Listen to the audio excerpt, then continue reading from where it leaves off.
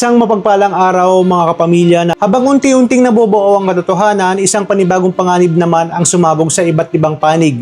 Nagkakulo sa paaralan ni Kyle matapos mawalan ng kontrol si Mickey at pagbabarili ng mga estudyanteng matagal na umanong nang-aapi sa kanya.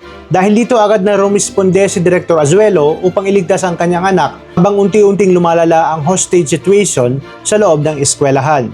At narito ang mga dapat nating abangan ngayong Martes sa Blood vs. Duty. Matapos ang sunod-sunod na banta sa kanilang isla, nagpasa na si Jalil na ihanda ang kanyang mga kababayan sa anumang maaaring mangyari. Turuan niya ang kanyang mga kasamahang Muslim kung paano humawak ng armas at kung paano gamitin sakaling muling umatake ang kanilang mga kaaway. Ayaw na niyang maulit ang trahedyang minsang sumira sa kanilang komunidad. Ngunit hindi pa man natatapos ang kanilang paghahanda, ay dumating na ang isang kasamahan na may dalang nakakabahalang balita. May mga armadong kalalakihan na papalapit sa kanilang lugar. Agad niyang inutusan ang lahat na pumesto at magtago habang inaalala ang bawat itinuro niya sa kanila. Maya-maya lamang ay haharapin na nila ang grupong ipinadala ni Felix Domingo upang kunin ang mga armas sa isla. Ngunit hindi basta-basta sumuko sina Jalil at ang kanyang mga kababayan. Isang matinding bakbakan ang inasahang sasabog at ikakagulat ni Felix kung bakit tila isa-isang nabibigo ang kanyang mga tauhan sa kanilang misyon.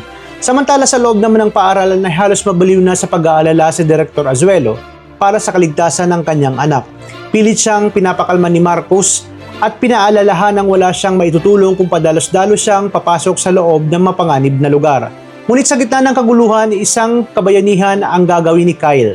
Habang sinusubukan niyang makatakas, nakita niya ang isa pang estudyante na nakatutok ang baril sa isang kapwa mag-aaral. Sa halip na tumakas para iligtas ang kanyang sarili, pinili niyang sumugod at pigilan ang posibleng pagpatay.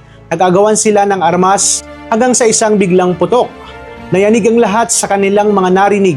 Napahinto si Azuelo sa kanyang kinatatayuan habang bumabalot ang matinding kaba sa buong paaralan. Ngunit sino ang tinamaan? Si Kyle nga ba na nagpakabayani para iligtas ang iba o ang mismong armado na kanyang pinigilan? Ang nakakagulat na sagot ay isa pa sa pinakamalaking pasabog na dapat nating abangan sa susunod na kabanata ng Blood vs. Duty ngayong Martes.